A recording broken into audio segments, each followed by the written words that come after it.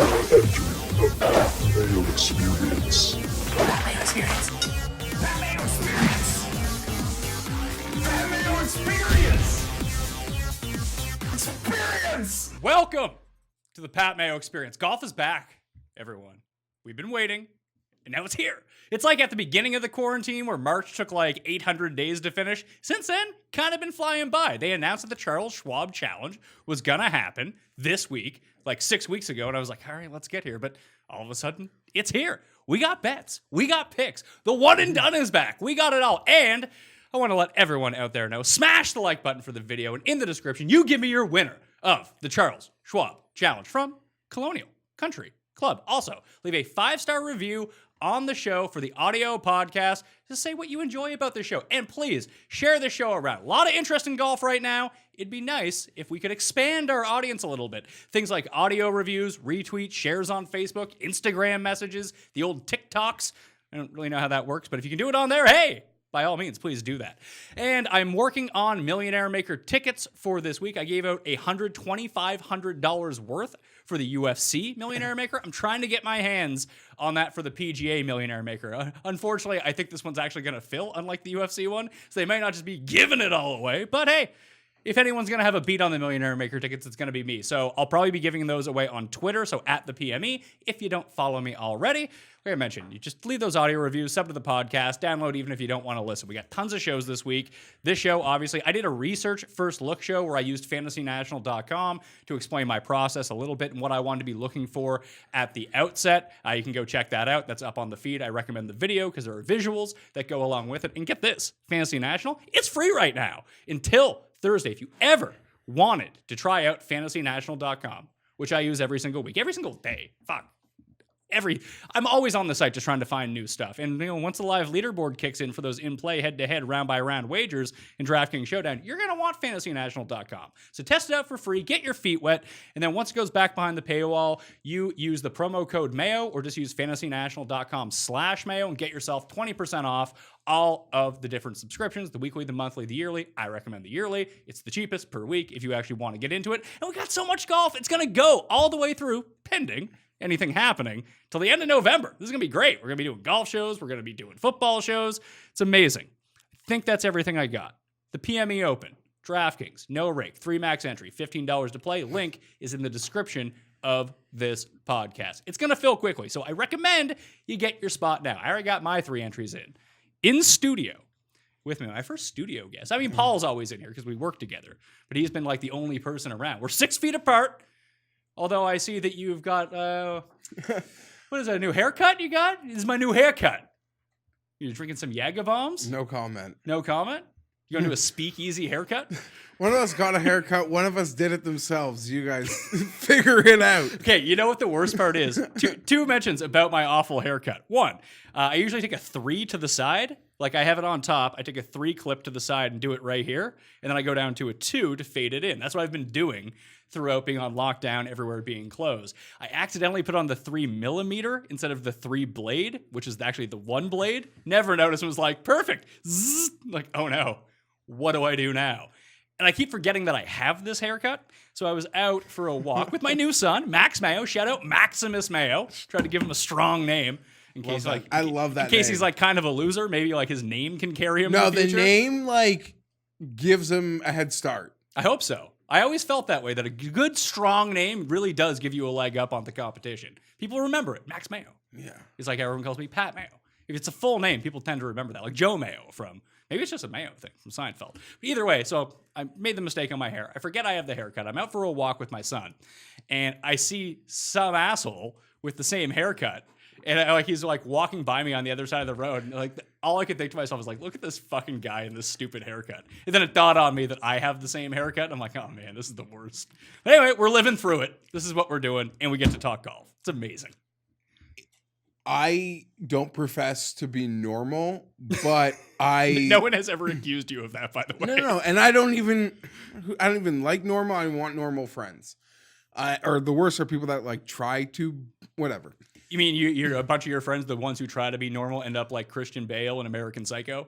Sure, we don't even like stand for that. Like whatever. Normal's not good. Live your truth, the Tim Andercust way. But I like more. I always said it before, but hobbies and interests are healthy for the soul. Like they really give a purpose. And don't get me wrong, I love my family, I love my girls, but to be back, Did you just break that? it was already broken.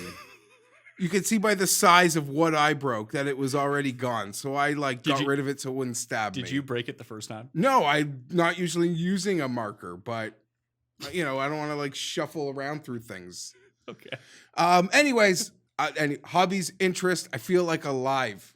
Feel alive. Like there's a third down. Got to convert it. The way that you feel about golf in that sense is actually how I feel about talking about golf and doing these No, shows. I've never feel more alive than talking about golf sometimes or football or whatever we're throwing down on something I care about. So it's exciting. I made a promise to myself that I wouldn't go overboard with this betting card or on DraftKings or anything like that. I thought I'd not necessarily dip my toes back in the water, but make it a regular week. But the more and more I think about it, it's like, I don't have the self-control to do that. I'm going to end up betting this like a major. I don't prefer... Which I shouldn't do in the first place anyway, because it's the same as the next tournament in terms of betting. Okay, I don't profess to be disciplined. I have the same concept as you. I don't this is for fun? No, let's try... it's... the Tournament of Champions or Sony, slow roll. You slow roll the start and we build into it and we get to Torrey, and by Super Bowl Sunday in Phoenix, we're full rolling. I don't think I could get to major exposure this week, Pat, because I really don't want to play the top. At least Oh, wait. You wait until you talk to me. You're going to be so invested. Oh, there's a few, but there's a couple guys that I called all quarantine were adamant I'd like to bet, but we'll see. Yeah, that's where I'm at too. There's two guys in particular that I no longer want to bet, but I've been telling myself for 6 weeks that I am going to bet them. Then I looked at it and I was like, well, I don't want to bet them at that number. Although I do want to bet them at that number. But there's another guy right around them that I also want to bet. Then there's guys down the board who just have juicy odds. Okay, let's get into it. TV broadcast, first of all. PGAtour.com, or at least the Twitter handle, released the featured groups. Here are the featured groups for this week. Rory, Rahm, and Brooks, the 1, 2, 3 players in the world. Then you got Ricky, JT, and Spieth, the pals. They're a featured group. Bryson, DJ, and Rose are a featured group, as are Phil, and Gary Woodland. Those are the 4 featured groups. And by the way that they worded it, that I understand it, these will all be available on PGA Live or internationally on golf.tv in terms of just streaming groups that you can watch whatever time. But normally, Golf Channel doesn't begin its live coverage, at least in this one, because it's the Central Time Zone until 4 p.m. Eastern Time, where then they're going to show you everything that's on the course. Normally, in the hours between noon and 4, it's Golf Central with occasional periodic cut-ins to some of these streaming feature groups. The way that I've understood is that they're just going to play the featured groups on Golf Channel, which is what they should have been doing all along. If they want to wade into the waters, I would prefer full coverage for those full hours. But you want to give me this? I'm in. Let's go. I got nothing against it. I hope that we get it here, because sometimes in Canada they cut things off and we'll get some Golf Channel instructional show. Bob Weeks being the wine outside of Colonial Country Club is not to be missed. Let me do my interview with Adam Svensson, Canadian superstar. Sure. My point being is that when, let's say it's Golf Channel's, it's an NBC event and Golf Channel is doing something cool, like they're just showing the bear trap or something. Once they go to full network feed. Yeah. Sometimes we don't they get do. That. They'll play Tin Cup. They'll play Tin Cup or the old guy and the old guy and a hot girl, giving us instruction. I miss the guy with the super driver bombing it to the mountains, being like, yeah, every time he hit it. That guy was great. Oh yeah, we'll get one of those. I can get stuck on those. One thing, I have not hit up Golf Channel at all. Not even for pre or post for the I watch fun charity events. Oh yeah, the only I don't think I've turned it on at all unless maybe a movie's been playing. The only thing that I watched was Tiger's 82 wins. They recapped all of Tiger's 82 wins. It was great. I was all in. I was just oh, here I am. Then I watched it again. But that was a recap, like a doc or something, right? It wasn't necessarily like a documentary. It was just an hour-long featurette of here's every one of his wins. They had all the clips. It was great. The one thing I said to you, and maybe one of our early COVID shows when I was getting really annoyed or bored, was they should just be playing full round, like old Tiger, like wins. Well, you know what they did do for a while on CBS? They were playing the events that like lining up with the tournaments. Yeah. So there was, I forget what Wells Fargo was one. I watched Kadira come back and win Harbortown again. Okay, that was cool. There were some fun ones, and some sad ones. Some people relived Brooks for Lily that ended tragically. Oh, you know what? I forget which one it was. It wasn't the Tiger Phil one, because in Canada it was on like the weirdest channel that I didn't even get. So I was like, that's strange. What are you talking about? The HLN. Yeah. Headline News, because Turner Sports owns that here, and we don't have. That's not a part of the package. TNT. I have like every channel. Don't have that one. Yeah, and a lot of people didn't have it in HD. Were complaining too up there. But that one, I mean, I ended up watching it on a stream afterwards. Now we're talking about that. That one was good. The Ricky Wolf and Dustin Rory one, that one was kind of like a bummer. Bad. I actually instead watched the Canadian Open replay of the final round from last year when Rory flirted with the 59. It was awesome. And the Raptors were like in the finals that night. Yeah, people were fired up. Yeah.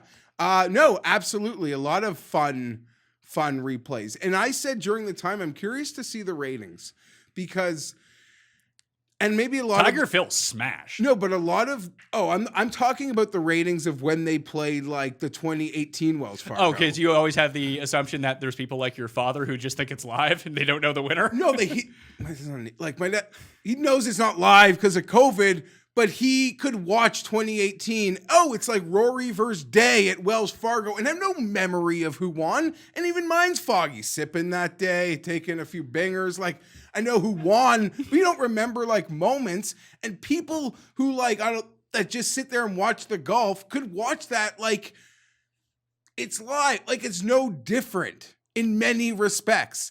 The people that don't have an app, don't have a bet, don't have a lineup, don't give a shit who's in fifth place. Like we've talked about it before, don't need to bear down. So I'm actually really curious how those rated out, because I'm not going to lie. I went into my parents' house one day, and when I was sitting there watching like Rory versus Day at like, it might have been Wells Fargo. I don't know.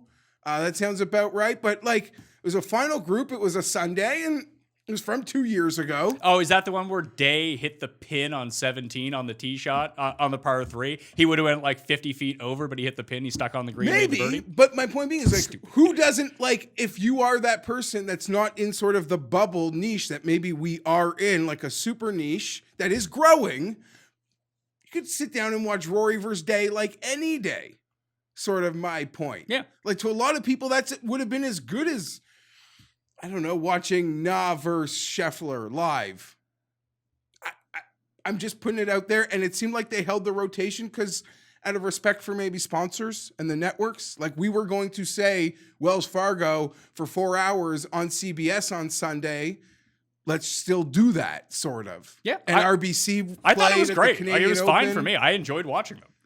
Like, I had memories of them. And I'm like, how did this unfold again? How did I win money this time? Or how did I lose money on this event? Oh, yeah. Let me see how that happened. Yeah, there are so many things in the moment that are like a blur. And it's fun to rewatch them. Yeah, we're not here to relitigate the TV broadcast coverage, but I do address it in my column, which will be up on dkplaybook.com on Monday morning. I got a bunch of that. The only thing that I'll throw out is I think this is a great time, and I spoke a little bit, it's more in depth in the column, but about the Outlaw Tour and how they basically just handed a random person an iPhone and streamed it off of the Clubhouse Wi-Fi in order to give us a stream. But that got better every single week, that if you give a real camera to a real professional and have like isolated Wi-Fi, that you could make some of these like hole by hole feature groups not so bad, and you could do it for all of them. But I say we just throw it out the window. Now's a good time to experiment with this stuff, because if you release something that's like shitty as like an offshoot for like PGA Tour, there's no fans, there's nothing like that.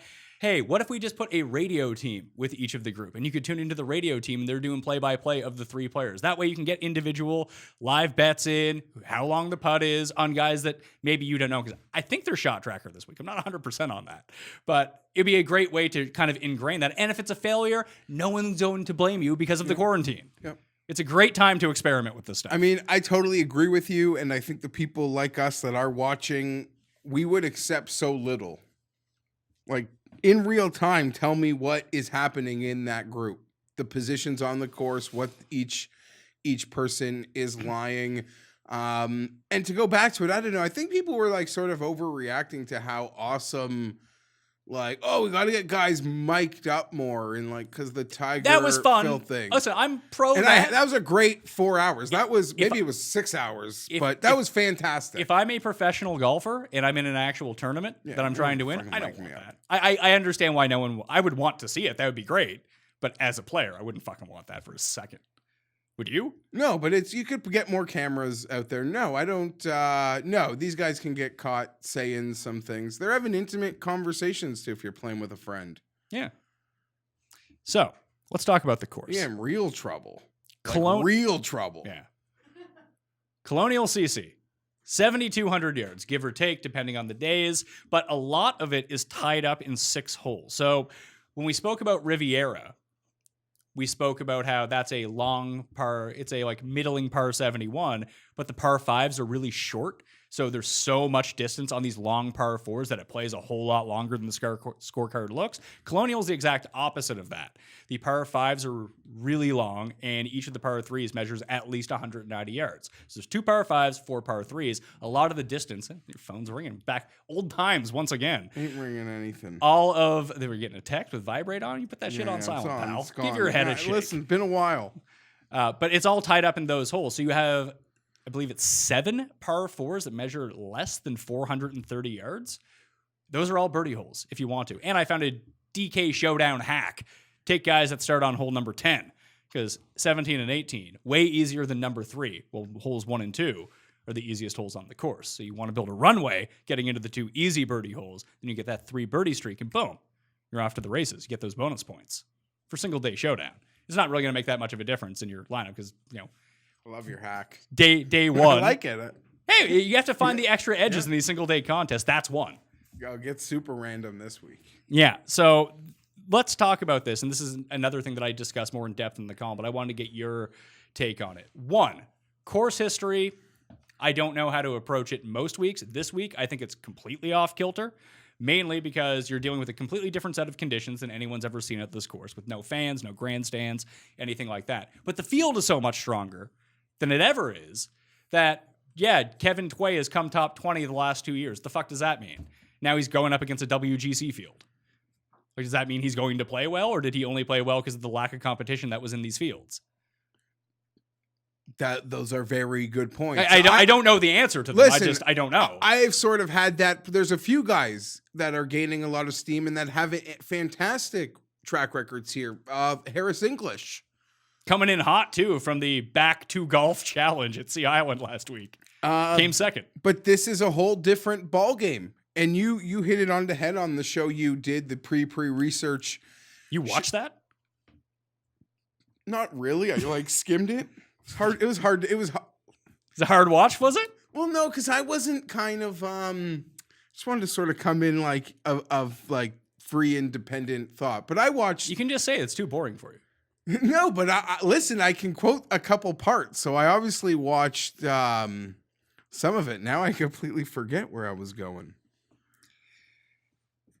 The other points that I wanted to make was people are, you'll come back to you. I apologize for cutting you off. Usually that's your thing to do to me. Yeah. But rust and layoff, that kind of thing.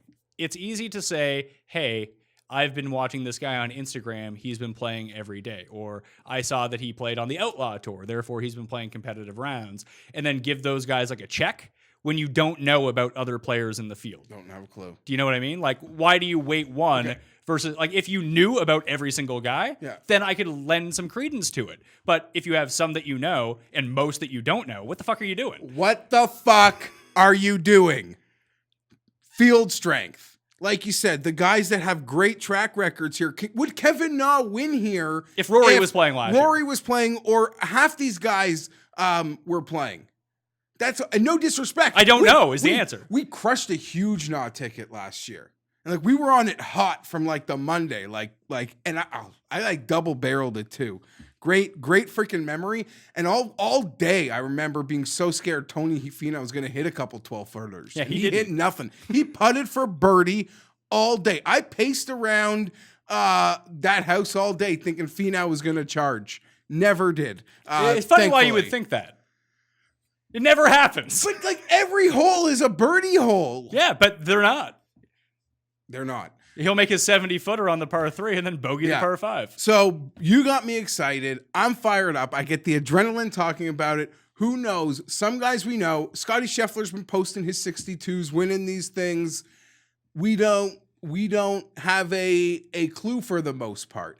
You don't know who's been extremely corona paranoid. Yeah. Like, you don't know whose wife wouldn't let the nanny come in the house. So I'll just throw a name out like randomly because so many of these guys are young. You don't know if Webb Simpson had to do homeschooling and be the nanny because his wife is paranoid and wouldn't even let the help come in. Webb's not a nanny. I don't know that happened. I'm saying, but that's the whole point. We don't know what's going on. Finau's got like 7 freaking kids. He's the Phillip Rivers of golf. He is same sort of. He's like Mormon. He's Mormon. Yeah. Like, there's a lot going on there. God, you worked your life to afford that help. God, I hope the wife allowed the help to stick around. But who knows? You have no idea what's gone on there. You have no freaking clue. Yeah. We know Rose took a lot of sponsored posts saying he just got back from the range. Yeah, no one made more money during COVID than Justin Rose did. So, and he just switched back clubs. Yeah, and it's exciting to think about a lot of players. Like, what does it matter who was playing well in March? Like, Berger felt like he was ready to break out. Yeah. Berger, English. Yeah, like, now what? Who knows? They didn't get the extra steam. Are they going to just pick up where they left off? They're being priced like they're playing well. I don't know. So you're going to have to pick a lane of what you want to actually believe in this week, because you can't just be like, well, nothing matters. Okay. See, the way that I have done it and the way that I explained it on that show was I'm going to look at like the last 2 years baseline numbers for everyone and then compare them to how they were playing so far in 2020 to see if those matched up. Were guys overachieving? Did they change anything in their game? Like someone like Brendan Todd. Obviously, he's played better over the past 8 months than he has any point over the past 20 years of his life. Is that going to continue? I mean, maybe, maybe not. The other thing is no patrons, no grandstands.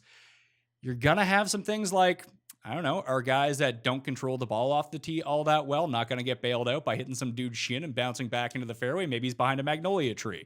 Maybe, because there's no grandstands, you fly it a little bit on the green and all of a sudden you're 40 yards away rolling down a hill. The only thing that I think that will get overemphasized compared to normal, for me at least, I think that hitting fairways is going to be critical, but not so much that if I have like a ROM who can like cut the trees, then I'm not too concerned about it. But not everyone's going to hit every green in regulation. That doesn't happen. And you're not going to have patrons around the greens or grandstands around the greens to tamp down the grass greenside. You're going to be dealing in some shit around the green. So you better have a good around the green game. Furyk made mention of it will feel like a completely different course not seeing the grandstands to guys that have played there for like 15 years. So would you want to then take a guy who's never played the course before? This is going to be discussed all week, and people are going to have like real stands on this, like stances, and those people are fucking liars. They don't fucking know.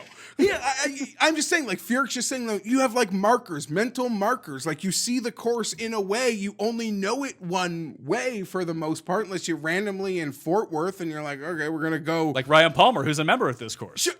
Sure, that you'd think would help. You'd think this thing's happened enough times. I don't like when like an event goes somewhere for the first time and someone's like a member a long time, because I think it could play completely different. Yeah, but if it's a tournament setup that's consistent, I think that's an advantage for Ryan Palmer. And he's played this course without all the shit around. So he knows those, like, he doesn't need those lines for his shots if he's played it enough. Oh, he's probably played it in every formation. He's never seen the grandstands. Probably make it weirder for a guy like that. Yeah, that's what I mean. It almost, and like when the 7th hole is normally like the 14th hole, because if you ever know anything, when a PGA Tour event will come to your course, they make their own. Yeah, easier to walk, easier for TV. Or like some of these courses are like 27, 36 hole compounds, and they make it a mix of the best 18 holes, sort of. Anyway, I'm getting boring. We see a history of finesse winners. But to the point you were kind of alluding to before, when all these big boys are now here, yeah, a lot of finesse guys can win this place, but so many elites could bomb and gouge the shit out of it that don't normally come. So the game can work for anyone. This might sound super corny, and I've put it out a couple times over the last week, Pat.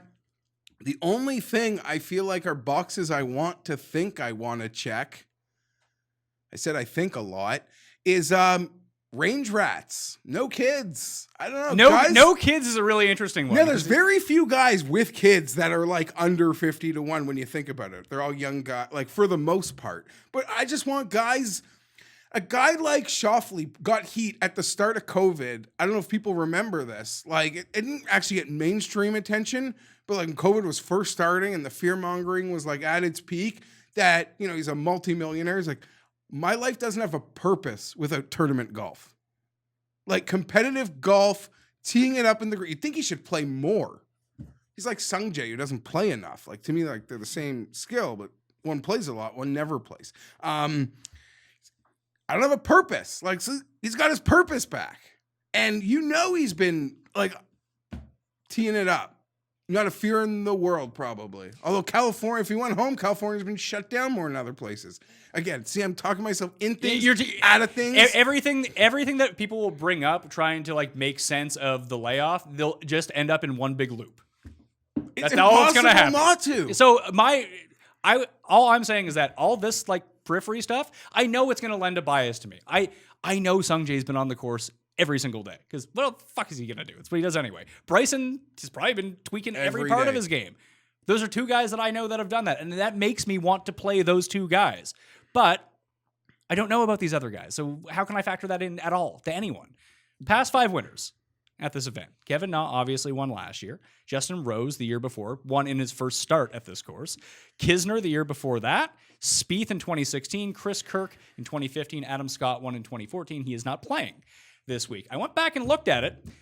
Sergio Garcia won this event in 2001. He was 22 years old, I believe. Since 2002, there has been one winner younger than 30 years old, and that was Jordan Spieth.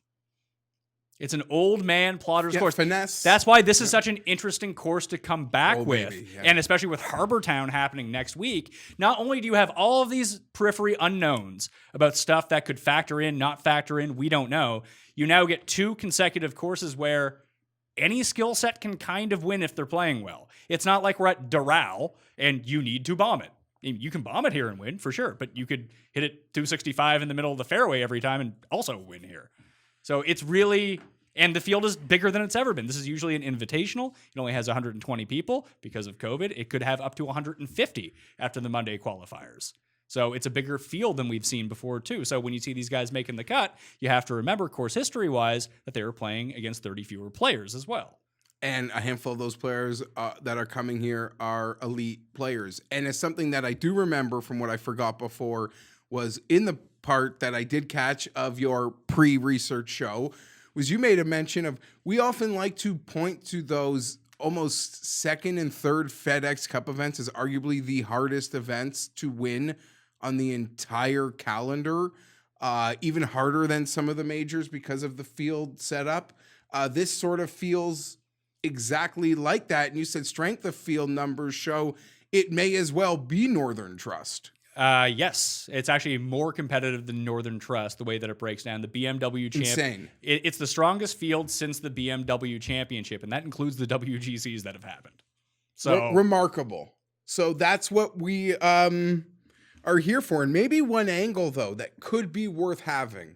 Because everything you could talk yourself into a loop for. Well, you had mentioned that this has the field strength of a BMW Championship in the FedEx Cup. What do we know about FedEx Cup events? Who wins FedEx Cup events? Elite the players, good players. Yeah. This one does. Now I could talk about elite players when I'm all about there's no rhyme or reason for this sucker. Who plays well when they've been gone for 2 months? Who's got a history of I've been gone for 2 months, whether it's layoff or injury? I'm gonna throw one name to you that actually does do that. Jason Day.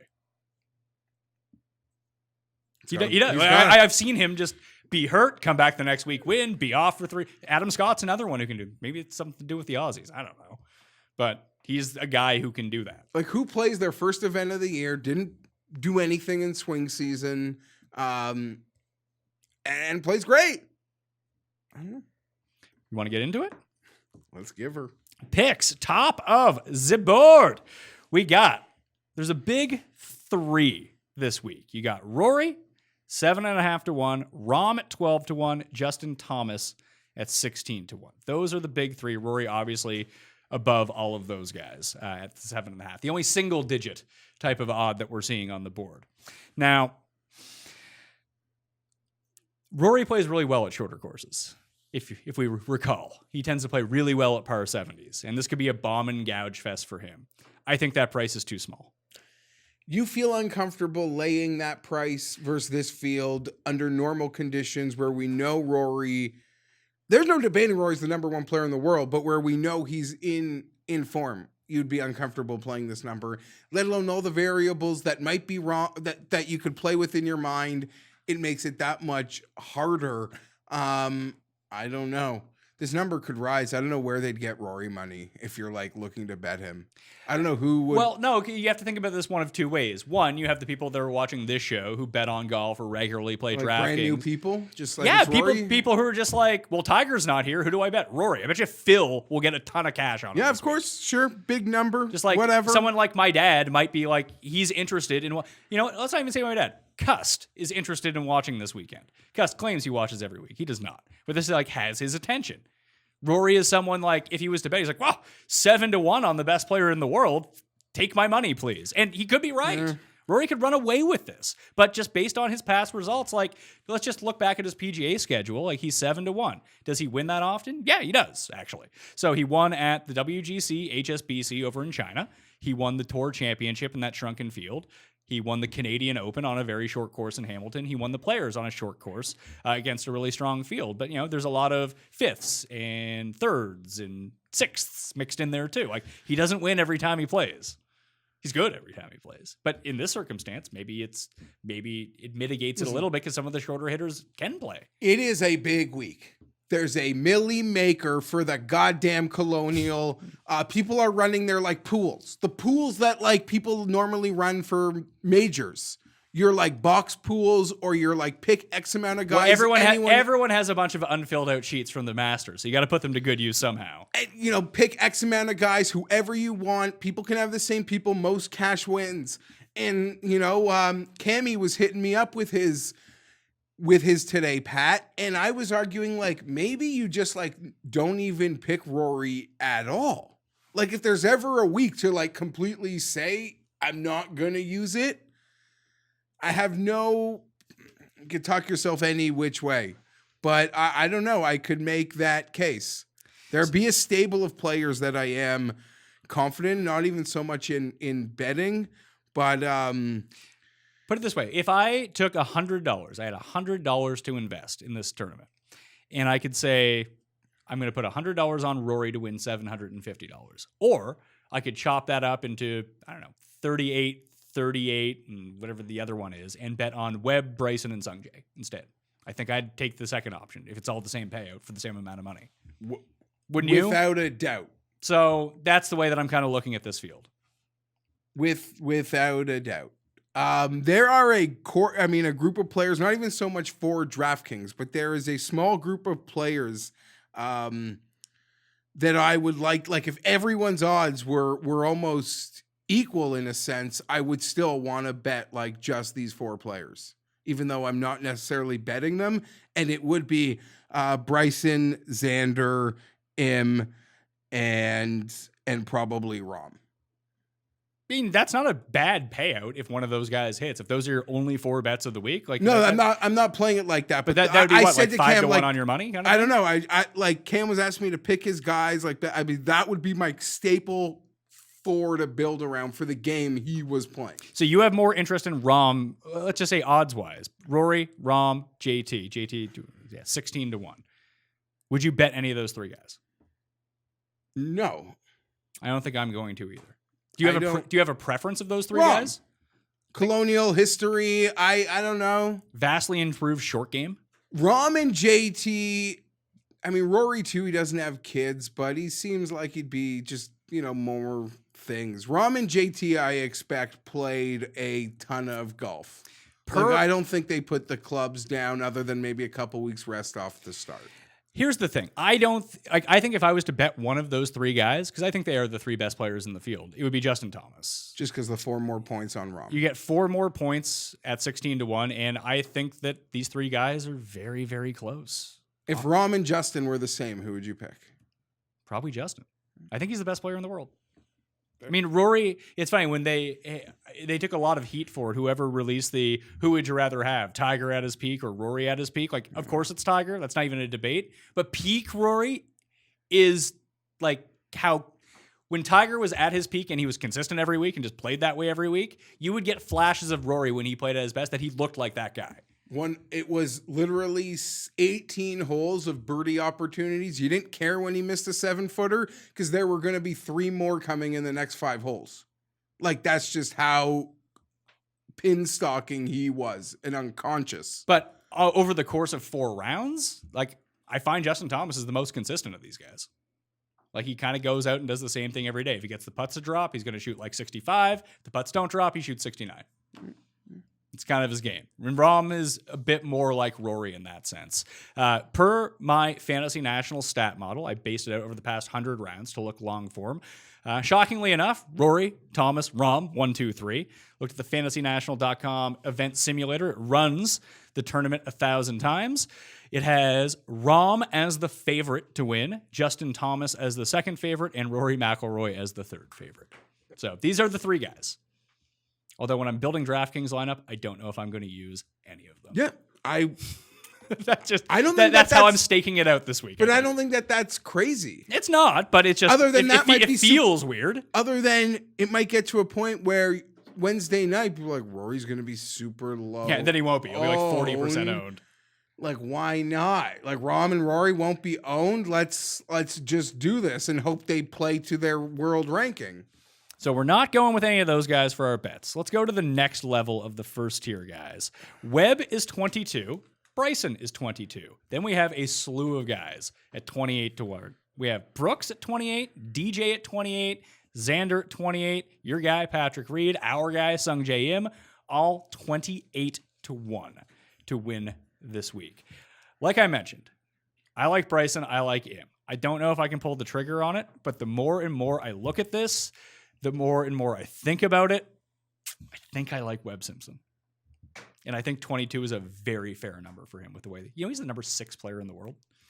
We talk about this all the time. But here's the thing, because there are corollary courses to this course over the years. Obviously, field strength throws that off. But Sony Open, RSM, Heritage, Wyndham, these are all courses that are small. They tend to favor the same sorts of player. Now, is that because the same players play all those events? Maybe. That's entirely possible. Webb crushes those events. The big difference between those events and this event, not on Bermuda. And that's the one thing that worries me. You get Webb on Bermuda, he's like making every putt. Bent, he's like a neutral putter these days, which is such a turnaround for him. It's shocking. Webb Simpson is unconscious somewhere along the line. We know the starting point was the playoff loss in Phoenix, and we've talked about it a lot, where like everything has kind of changed, and almost since then, by the most important metrics that like model guys like to go by, he absolutely crushes it. We talked about it on our draft show that like when we did our snake draft in the season. Okay, preview, that's back up now too. Let's go. That it's almost like his stats are so amazing, and you don't think of him like Thomas, Rahm, like these superstars that like, how can he not regress from those stats? But he hasn't at any point yet. And you almost keep waiting it to happen. Not like in a, like you want to see it happen, but it's like it's Webb Simpson. Like he's amazing. I like him. He's a top like 15 player in the world, 20 player in the world, but his staple in the top 10 is doesn't seem like it's going anywhere. There's not a single bet I'll throw shade at other than the ones under 20-1, because as we kind of talked about. That being said, for me and my own little talking in a loop, Webb checks no boxes. So he checks no boxes. Webb has played 3 of the past 4 years of this course. He's a 5th, a 3rd, and a miscut. These are the type of courses. Like the one thing that Webb is bad at is he has no distance off the tee, and he struggles. He's in the bottom half of this field in strokes gained off the tee, but he hits a decent amount of fairways, which is nice. He's unconscious with his irons, and he's immaculate around the greens, and he makes a ton of putts. And if this course, like, we don't know if the wind's going to pick up or anything like that. Like, if he plays each of the next 2 weeks, I think I bet him just each of the next 2 weeks, and I think he wins one of them. Or at least puts himself in a great... Honestly, Geoff, the one thing that I want with golf coming back, I don't need to hit a winner, although I hit the previous 2 winners before we went to break. You hit the previous 3 winners before going into the break. I just want a guy on Sunday who's there with a shot to win. I just want that sweat back. That's all I want. I kind of I would love to win. Don't get me wrong. That'd be nice. But I want that. So I want to relive that again. I want that back in my life. I told my wife... She's an organized person, so she's already talking about like next weekend. Oh God. And I was shocked because normally Father's Day is the second weekend of June, and apparently this week is the third. So the U.S. Open would have been in 2 weeks, not next week, like I thought, or this week as we're talking, or the week as you're watching, I should say. But I pretty much said nothing. Like I almost want you to give me my U.S. Open Father's Day treatment for Colonial. Like if that want to be left alone, I just want to be able to watch golf. So hopefully, yeah, I got a hot ticket. What else can you ask for? But I just want to watch golf. Like Bryson, we can talk about Bryson all we want. There's a couple ways that you can like spin it that he could be really good here. He doesn't hit a ton of fairways. Maybe he gets a bit thrown off the path. He's in the woods. He has to chip out. Then all of a sudden you need to get it up and down from 130 yards, where before you just hit a fan and all of a sudden you were fine. There's that part of it. But I always like Bryson. We always talk about it. If you can play a course in a simulator, Bryson's probably going to play pretty well there. He's played really well at Heritage, which is another really strategic course off the tee. I just think that there's enough strategy with this course that really does favor someone like Bryson. I love Bryson. If you asked me every week leading up to the publishing of the odds, like who I could bet COVID out of it, Bryson. I don't know if I'm actually going to end up betting him this week, so I almost need to hope that he could save it maybe for next week. And part of it being like, I think he's perfect, Pat. He made all these transformations. We kind of snickered. We're like, what's he up to? But he had a clear plan. Like he knew what he was doing the whole time. And he got to bring it on the course. We started to see results. He should have won Mexico by like 4 strokes. Reed won, love Reed, cash ticket. Bryson should have won that by 4 strokes. And he's been playing well. And now he goes back into the lab to like rework things. And now he seems to even be working harder. So I don't know. Could only hope he needs like 1 extra week. Like some smallest thing is off in the system. I don't know. I was in on Bryson until I just kind of leaned towards Webb. Like here's a fun Webb thing. Like just different things to look at. I mentioned those short par 4s. Webb over the past 100 rounds, 4th in the field in par 4s from that range in scoring. He's 4th in proximity from 100 to 125 yards. 6th overall in approach. 1st overall in putting. 5th overall on par 4s. Like he is set up for this course. And I'll talk about this more on the DraftKings show with Ben and Rick, that I think that Webb is going to carry a lot of ownership. Maybe Bryson will carry more. I'm not sure. But if you just start your team with Webb, I think that alleviates a lot of the duplication process. Because people are going to go JT Webb or Rory Webb or Bryson Webb, that kind of thing. That if you just start with Webb and work down from there, that way you can have a more unique lineup. Can you tell me, Geoff, the main reason that you want to bet Koepka? I've been watching a lot of late 90s wrestling, and I forgot how fucking much I love Gold Dust. Amazing. Like you're actually watching it, or people like are great at dropping like perfectly like 90-second clips? No, on your feeds? I started tuning in. I did like a YouTube rewatch of Gold Dust. And like even the boom, like you hear the music hit, then it goes to like the cinematic version, Shattered Dreams production. And the fact that he would just kick someone in the nuts as, you know, your Shattered Dreams at the end and get himself DQ'd every single time. It wasn't the most sensible strategy from old Dustin Reynolds, but here we are. Oh, fantastic. I'm not really a people that watch regularly. Like I won't waste an opportunity to take a pot shot at Brooks Koepka. When we last went off the air, I was like, I would bet almost anybody but like Brooks Koepka at that point. He really was talking a weird game, like saying he felt lost. coming back from the knee injury. At the Players, he was like 25, 28 to 1. It was like people were like happy to bet him then. And I was like, you guys are nuts. You guys are nuts. But here we are, 2.5 months later. This guy has been in the dungeon with Butch and Claude Harmon for like I don't practice, the golf's not hard, whatever. You are getting, for all the unknowns that sort of go into this, you're getting Brooks Koepka at 28 to 1. He came back and won a major after the wrist injury. Like, this guy has come back off layoff and injury and won the next week. What I'm about to say is literally insane. So if it's too insane, just cut me off and I won't embarrass myself. But for us, not to the normal world, but for us like 0.11 like niche golf fan, for the narrative Brooks has created for himself, if he actually came out and won this tournament in a small way, it would be remembered for me like almost with a major, in a sense that like this guy plays like this whole, like, I just show up and play and I can win. And we all like come back from 3 months off and I'm just going to win the tournament. Major. No, like for the narrative he's trying to create for himself, that like golf's not hard, that like I'm just the best. It's not actually bigger than a major, but there's only one player who could win this tournament that I swear to you all like remember how crazy it was. Or like when we look back on it, that I'll like remember that they won this tournament, and it would be Brooks Koepka. I would actually throw Spieth into that mix too. You're right. If we just came back and Spieth was good again. You're right.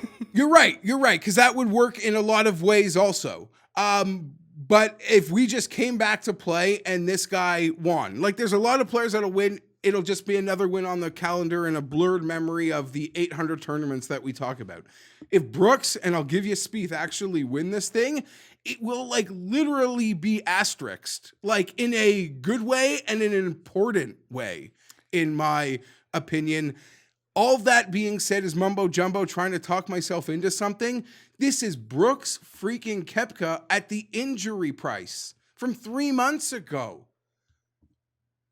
He's in the group with Rory and Rahm. He's a number 2 player, 3 player but in the he's world? not priced with them. No, he's not. And he's not as maybe consistent, and he doesn't like the smaller events. Hey, So he's come second at this event before. He came second at the Honda Classic. I think he could bomb and gouge his way all over this thing. So there's a lot of guys in this back end that really have my attention. He's one of them. Like, what do we do with Dustin?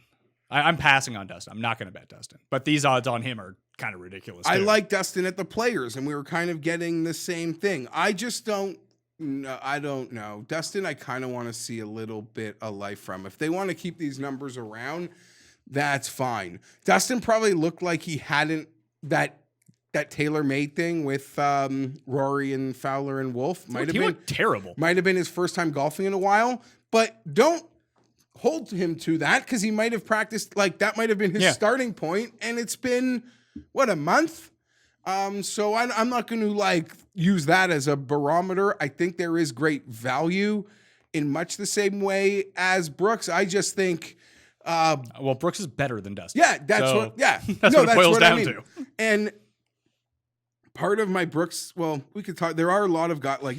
Here's the thing: everyone in this like 20 range, outside of Dustin, I guess, legitimately piques my interest. Like I could bet they check the boxes. I could bet 4 of these guys, and that could be my week. And that you're gonna get like 6 to 1 on your money if you win. It's pretty good. Like Xander, you can make a very compelling case for. We made one for Bryson. I kind of made one for Xander already, that I have no doubts that he has been. And his biggest drawback was his horrendous around the green play, which he has significantly improved over the past year. Yeah, we forget in Mexico the putting was atrocious, but the approach was on fire. I don't want to bet a guy for March form. March was a long time ago, but I'm confident this guy's done nothing but golf. And we know that Sung Jae has done nothing but golf the entire time. He has a win and like 2 top 5s coming in. He's number 1 in the FedEx Cup. And this is a short course where his lack of distance isn't going to hold him back. This is perfect for him. Perfect. Those are and couple. We didn't even talk about him. Why not Patrick Reed? He's won early in seasons before. He's won at Wyndham, which would be a corollary course for this one. He's played really well in Texas before. I really do like Patrick Reed. That's I the think thing. I would but rather now bet, we need to. You'd rather Brooks than Reed. and I'd rather probably Xander Am just to pull the trigger. Reed was we could talk about a lot of guys that benefit. Reed, like he was on a steamer. He was like a week in, week out guy before this thing got shut down. Still needs to make the Ryder Cup. Still hyped. Oh yeah, but That's still in the back of his mind. If that happens, he needs to do that. But don't worry, the books didn't cancel those 80-1 US Open tickets. The other one too is that if I did mention that there's not going to be like trampled down grass or anything like that around the greens here, why not get the guy who's the best guy on the planet at getting it up and down out of there? That could really come in handy if that becomes like a factor. trampling it himself. What are you talking about? No, just his around the green game is immaculate. Immaculate. Absolutely. He just. That's the one Brooks problem. Like Brooks is either really good around the greens or he's like bad around the greens. It's weird. Like when he's playing at the US Open and I need him to make bogey from like the fescue, he gets it up and down, no problem. When I have money on him and it's like a very clear path just off the green, he leaves like 15 feet short. I don't know what's going on with that guy. My favorite players are Bryson, Schauffele, Im, and Brooks, but I've only bet Brooks. Okay, I'm not betting the other guys. I've sort of talked myself into Brooks and maybe talked myself out of actually in the end betting Bryson or Im, which would be, I don't know. I'm going to release my final card along with props, first round leaders, all that stuff on Wednesday's live show. It's going to be at 12:30 p.m. Eastern time. DraftKings YouTube, Facebook.com/thepme. It'll be up on all the feeds, the audio podcast after I finish the live chat. Go up right away. I'll talk about my card, the bets, the weather, stacking, and then I'm going to be taking viewer questions. If anyone has a question out there, come and tune in to the Pat Mayo experience that day. But I'll see, like, I want to bet Webb. I haven't bet Webb yet. I don't think I'm going to lose the 22. No, you're not. So, you're not. Like, I think I'm in more danger of losing the 22 on Bryson than I am on Webb. Because I think that people want to bet. People in our community want to bet Bryson. The general public hates his fucking guts, so they're not going to bet him. It's like the Patrick Reed thing. Like, no one's going to bet Patrick Reed. So his number's not going anywhere. But some people could make the case like you just did for Brooks, and all of a sudden he's 20-1. Which would be a fair number for him. I think Brooks is the guy almost more likely than Rory to get in this world where there's a lot of random action. I think Brooks can take some of that. I mean, you said Rory and Phil would get that guy that doesn't bet golf money. I think Brooks is a good bet to get a lot of that money too. No, we'll get to the guy who is also more likely to get that money. Actually, the two guys that are likely to get that money. So the 30 to 50 range. I have actually bet two guys from this range already. I have 3 bets in so far, and 2 of them are in this range. So we have Tricky Ricky, he's 33-1. He's the only guy in the 30s right now. Leishman, Finau, Morikawa, who is Tim Andergust's one and done pick of the week, by the way. Scotty Scheffler at 40-1, Spieth at 40, Rose at 45, Kuchar at 45. Then you have Fitzmagic, Gary Woodland at 50-1. That's your entire range for those guys. I have bet Justin Rose at 45-1. I have bet your guy, Gary Woodland, with the each way at 50-1. I tailed you on Woodland. So those are the bets that I have in.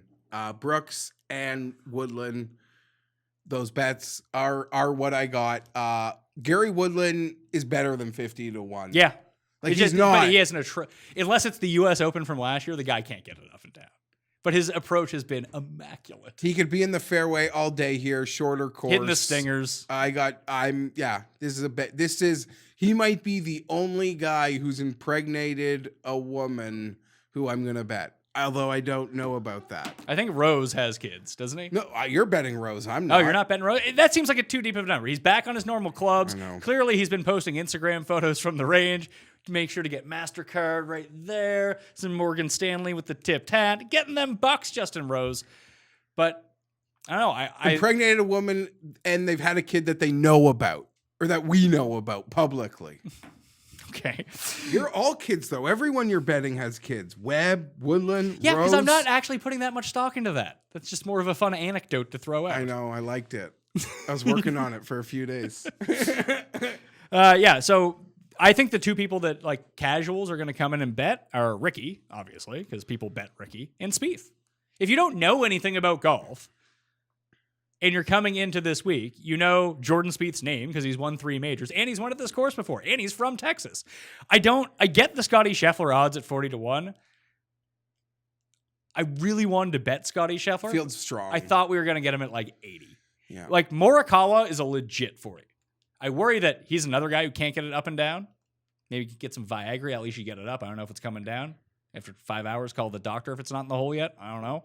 But, he's Anderkirch. Yeah. That's one thing. But he sets up really well for this course. I agree. Quickly on Scheffler, because I want to talk about some other guys you mentioned. He's like that guy that in the pre-Cantley being amazing days, we're always like, if they give us that number over 50-1, we'll kind of like want to be a part of it. In a field this strong, I don't want to bet. Where is Cantlay exactly? I assume he's playing next week at Harbour Town. I got it in my notes just to bring that up because you got to have some kind of chutzpah to be an American-born player not named Tiger Woods to say, I'm not here, because he's the only one. He would probably be priced at 20-1, right? 28. You think he'd be 28? Lower. He'd be with Webb, Bryson, and Webb. He doesn't carry the same name recognition as, Webb you have to rank there because of where he is in the world and his course, like previous history, that always gets factored in. Bryson's just been playing so well. He's a name. Cantlay, people don't know about Patrick Cantlay. People who cover golf and bet on golf know about Patrick Cantlay, but people don't know about him. Okay, fine. You're right. He'd probably be the same number as Xander. Thinking about it for an extra second. Hopefully we see him at Harbour Town, but he plays there every year anyway. I don't see to me, he's essentially the only American-born Tiger who isn't here, and that kind of caught me off guard. This is good though. Here's why I say that Tiger not being here is good. This tournament doesn't need Tiger. Yeah, it'll be hype. There's going to be hype behind it anyway. DraftKings is going to fill a millionaire maker without Tiger being involved. If he shows up to Harbour Town next week, which is potentially in the cards. It's very close to Florida.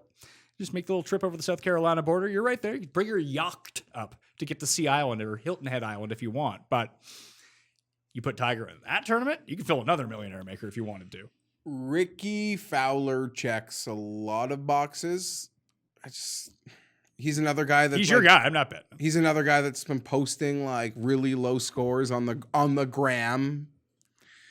But I don't want to bet him. I'd rather eat a few points and get the other guys we talked about who bring win equity and stronger situations. But we're starting to see, Ricky's number getting higher when fields show up.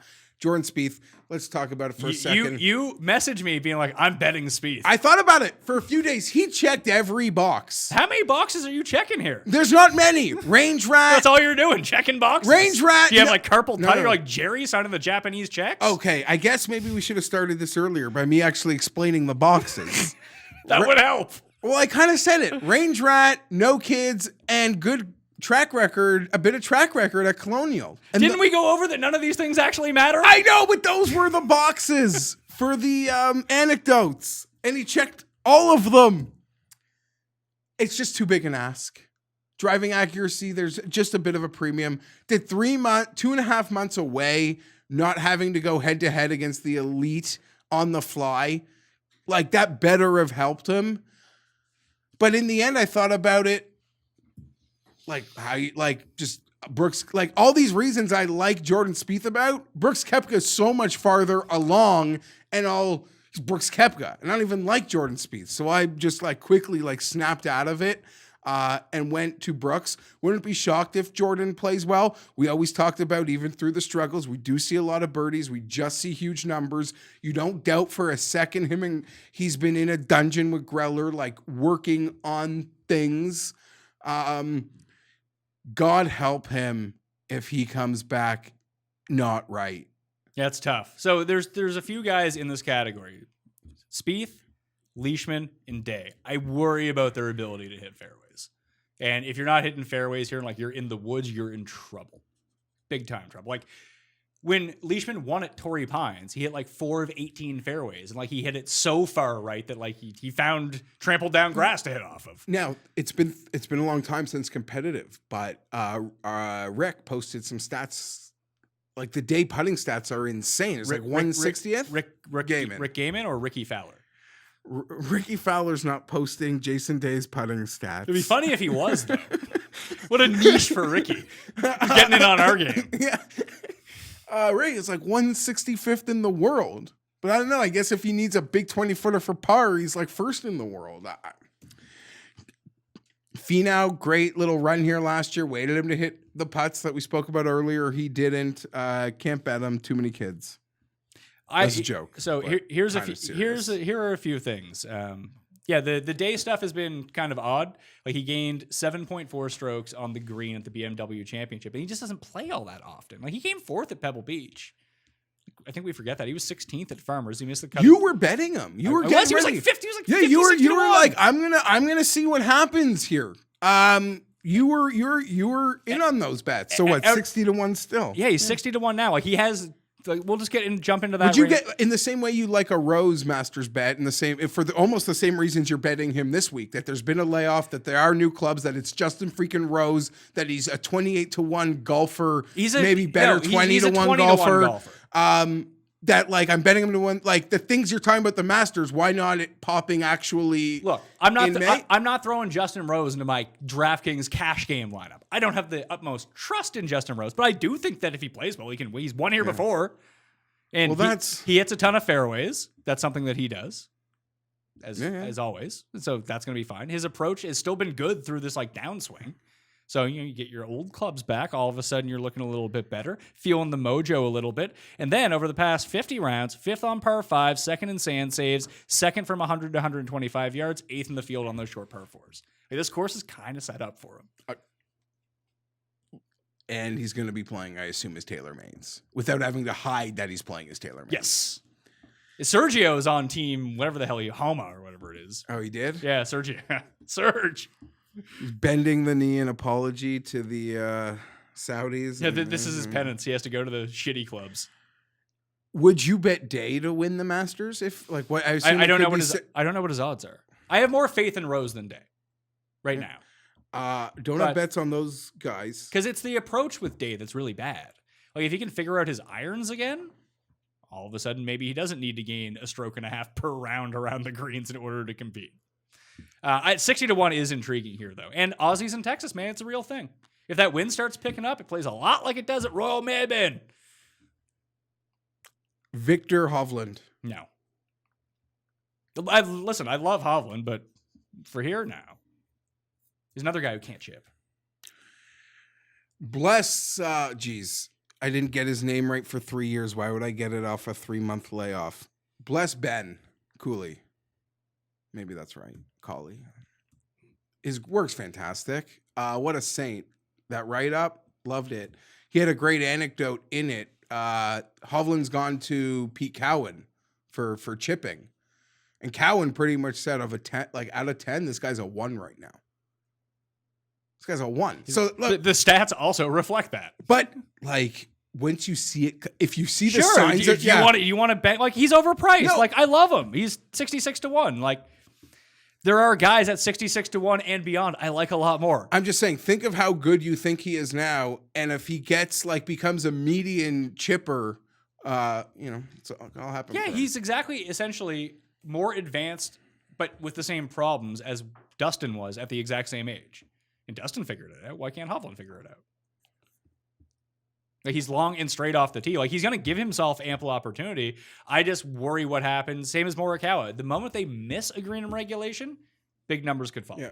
Okay. Because they're not good putters either.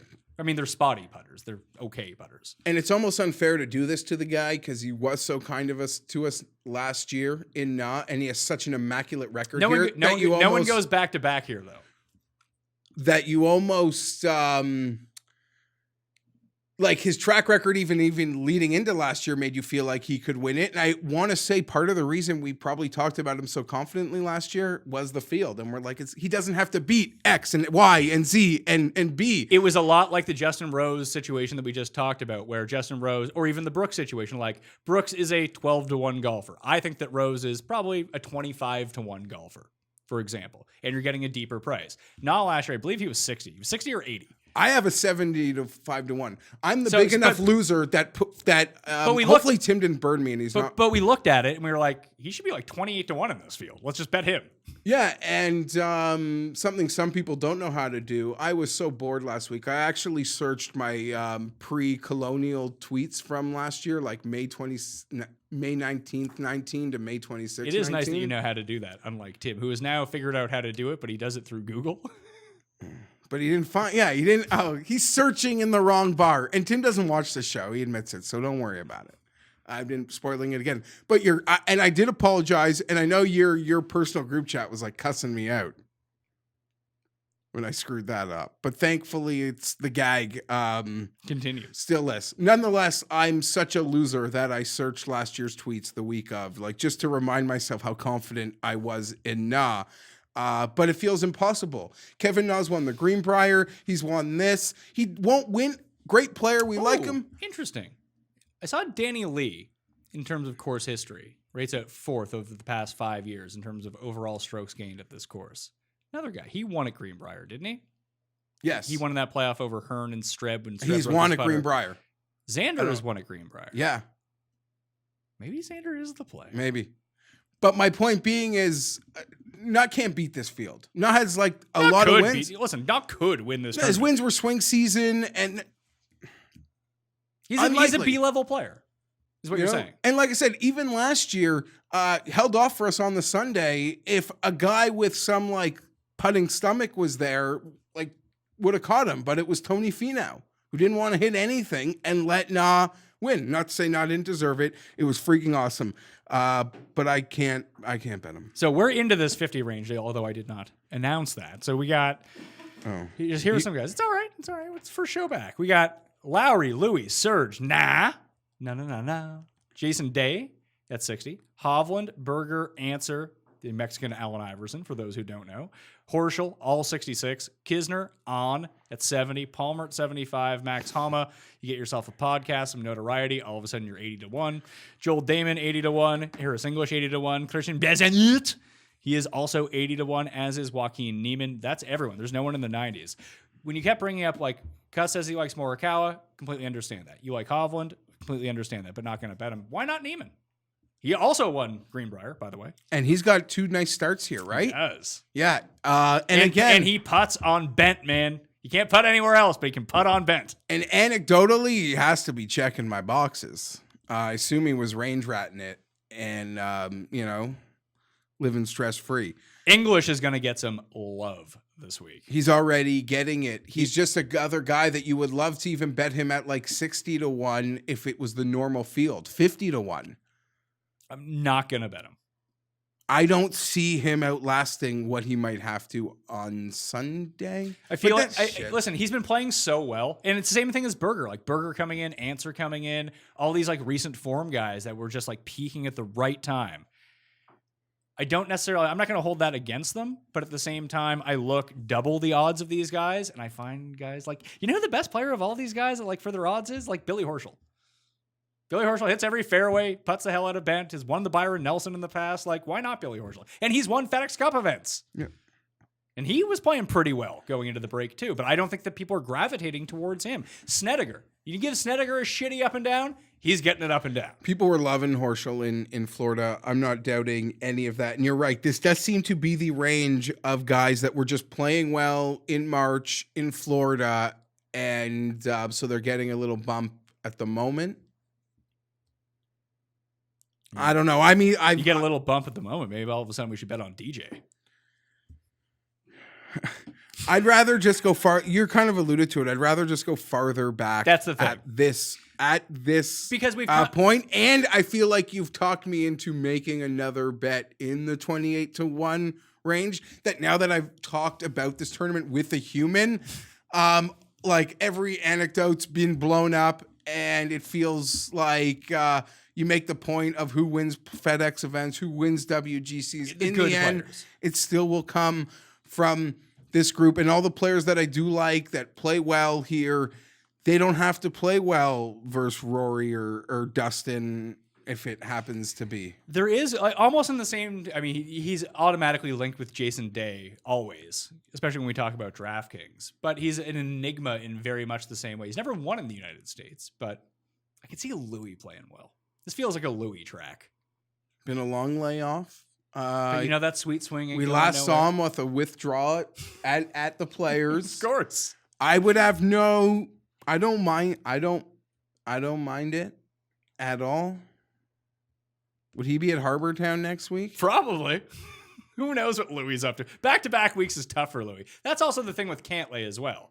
Like, he's sort of like Tiger. He can't play back-to-back weeks. Dude's got a bad back. He's to kind of let it fly a little bit. Long shots. I'm in on one, but I could be talked into just one. Yeah, I've only, like I said, I've only bet Rose, I've only bet Woodland, and I bet this guy.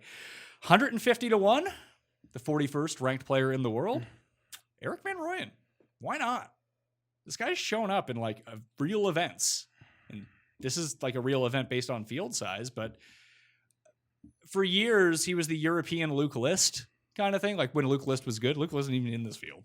But tee to green, like the guy's great. And he couldn't putt, but now all of a sudden he's like kind of putting. He's competing against like big names on a Sunday. I don't expect him to win. He's 150 to 1, but I played that with the top 5 each way. I might top 20 him as well, like 8 to 1, something like that. I like Van Rooyen this week. I like that. And that was almost the first name when odds came out. You'd mentioned to me that it stuck seems out to you. like why is I know why. I know the answer to this question, but just thinking about it logically, why is Harris English 75 or 80 to 1 and Eric Van Rooyen, who's a better player, is 150 to 1? Like, I love Ben An, he's 70 to 1. But why is Eric Van Rooyen, who has more wins worldwide than he does and better performances in big spots, more than double the odds? Like, that seems off. I think there's value on a lot of the, like, I don't see a whole lot of value in the Ryan Palmer. I like Ryan Palmer this week. I wanted to bet him at 150 to 1, not at 75 to 1. Yeah. Against this field, the like lightning in a bottle that those guys have to win is essentially the same. It's essentially the same. So I don't mind that. There are a few guys. And betting is different than like DraftKings, for example, like when you start to play these guys. But Van Rooyen, like, I think he's a bit combustible, but there's other guys down in this range, like Russell Knox rates out really well. He's 125. Connors, like Connors. Yeah, but Connors falls into the same. Now you're getting way better odds to bet Corey Connors than you are on Hovland and Morikawa. But if he misses a green in regulation, he's like a triple. Yeah, of course. Triple bogey. I like listen. And he can't putt, but he has one in Texas. Before we went away, Connors was a guy like I couldn't wait to bet. I thought was gonna win. He's Canadian Ben An is who he is. Sure, and I'll bet that. I'll bet a Canadian that hits it to 6 feet. Then why not just bet Hadwin? Hadwin could win at this course. He's the type of like weird skill. Like if you could compare Hadwin to any one player on tour, who do you think that player would be? Like just shares a skill set with? Steve Stricker. I was gonna say Kisner. Yeah, sure. And Kisner's won here. And Kisner can compete in big events. I think Hadwin could too. Hadwin fits when you like read off the not like Justin Rose winner here recently, Adam Scott. You take them out. It is a very Hadwin type list of player. Yeah. And what are Hadwin's odds? 125. 125? Same as Connors. So I'm just gonna rapid fire some names here at you of guys that piqued my interest, and we'll get to your guys here in a second. There's some guys I just want to fly by, don't really care about. Ryan Moore, fairways, wedges. Ryan Moore. That's his entire shtick. Hadn't thought about it for a second. Okay, Rafa Cabrera Bello, same deal, but 150 to 1. The number seems way too big, but yeah, you know what?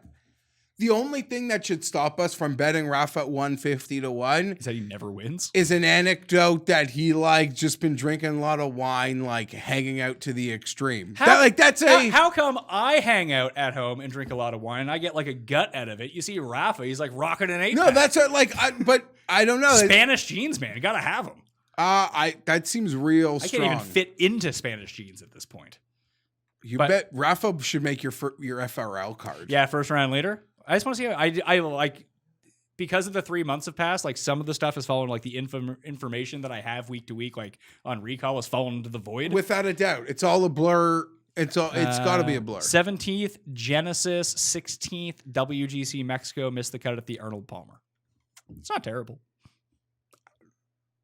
He was like a world-class player, just like Alex Noren at 150 to 1. A guy that if this course plays hard, all of a sudden he's looking pretty good, right? One thing, people who know golfers and what they're about know, Pat, there might not literally be a guy that spends more time on a range grinding, VJ. trying to fix VJ things. Singh does. Sure, but he's trying not to on get into this Corn list. Ferry Fields. I'd love to have we could talk about that at Sawgrass next week because they got a Is stacked that next party. week or this week? This week. I don't want to talk about that, by the way. I don't mind Noren at all. 3 months away it's almost totally grossly unfair to compare them, but in a very Spiethian way, in a very Spiethian way, the guy kind of feels lost. I feel like he is working just as harder than even Jordan, to get back to the heights that he accomplished. Now, he didn't have 3 majors. He doesn't have Jordan's resume, but there was an era there where he won 6 or 7 times and it was fantastic. And people that know golf and golfers and what they're about know this guy is literally lives on a range. So I don't doubt he spent all of this break on a range trying to get right. So here are some guys from down in this range that kind of just over the past 50 rounds in the key stats that I put in for Colonial just kind of popped up. So longer term baseline. EVR was the highest of all of these guys. He comes out at number 12 in these power rankings, 1 spot behind Patrick Reed. Fitzpatrick, but he's a bit higher up on the odds. He comes in at 13. This seems like a Fitzpatrick Corso if there ever was one. Yeah, of course. Could be a bit windy, hit some fairways, make some putts. That's his game. Connors rates out 16th. And I did weight putting in this. So that's good to know. And around the green, he still rates out really well. A lot of fairways for him. Streelman rates out really well. Varner, 22nd in the rankings. Munoz, 24th in these rankings.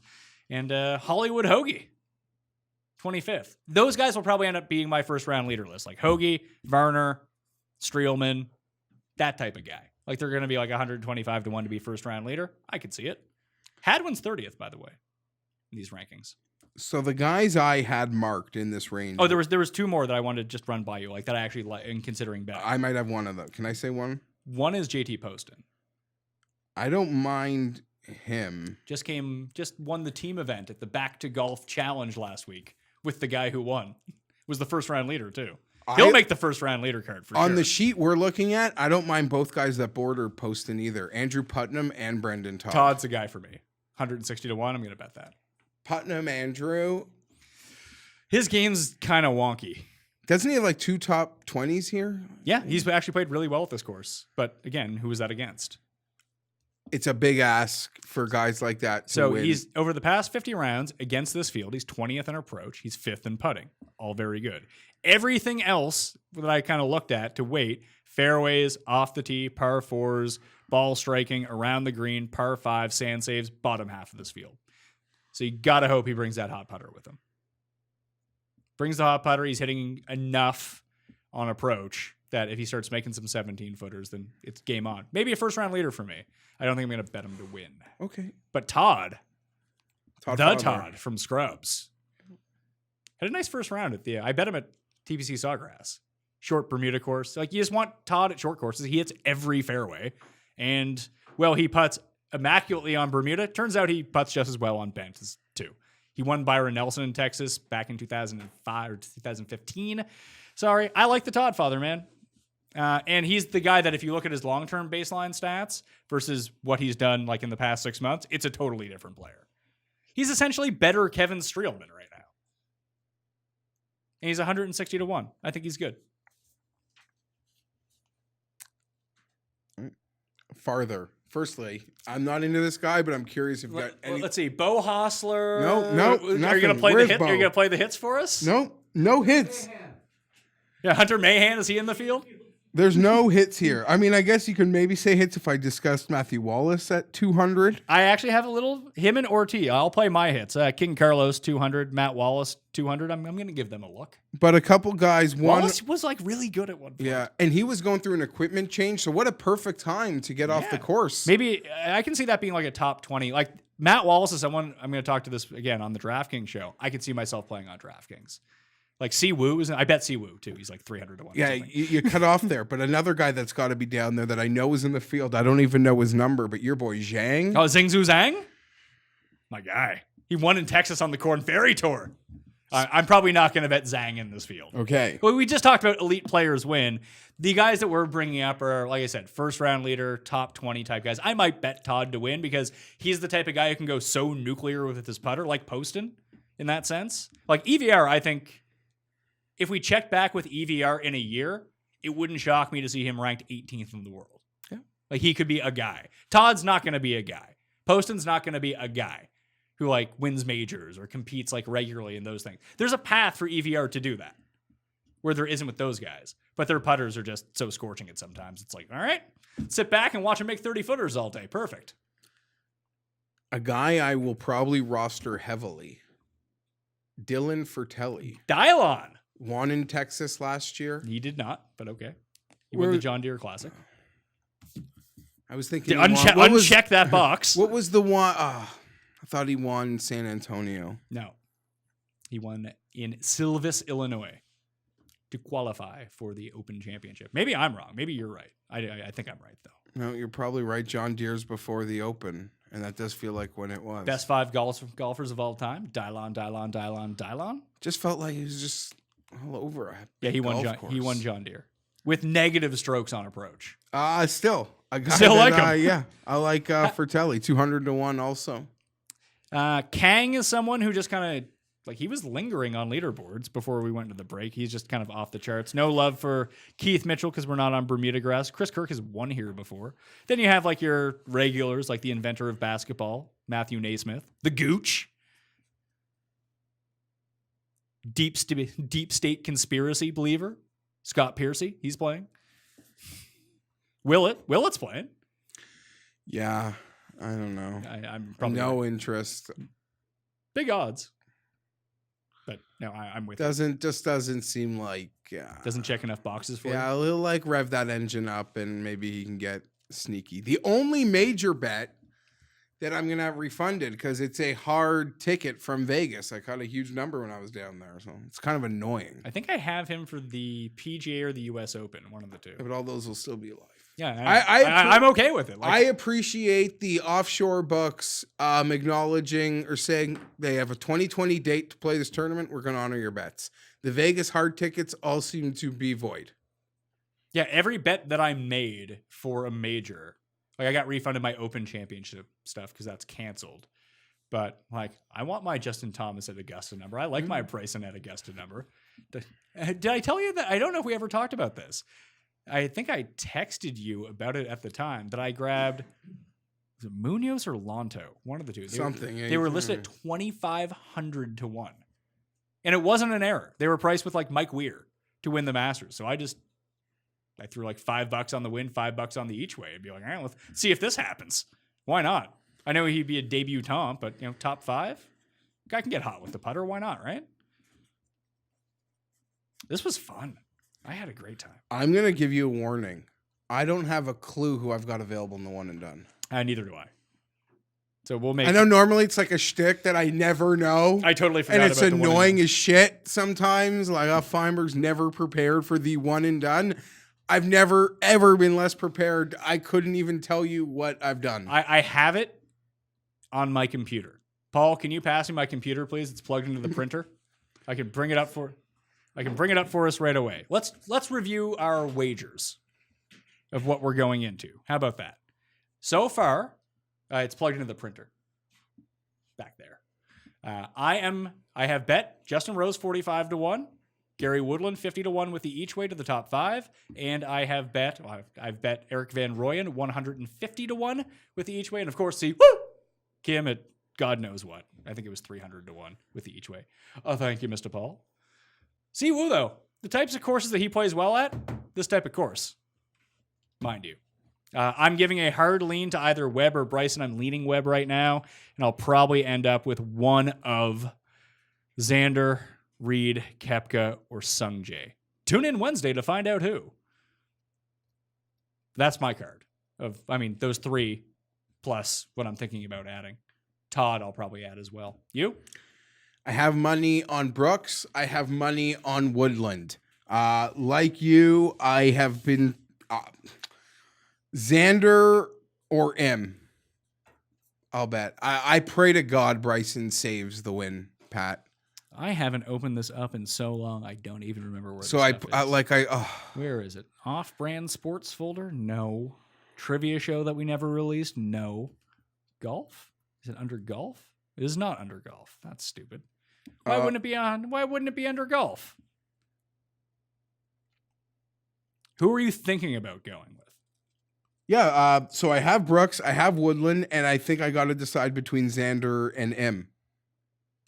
So that would be 3, and we're going to go a lot farther back. And Alex Noren and EVR.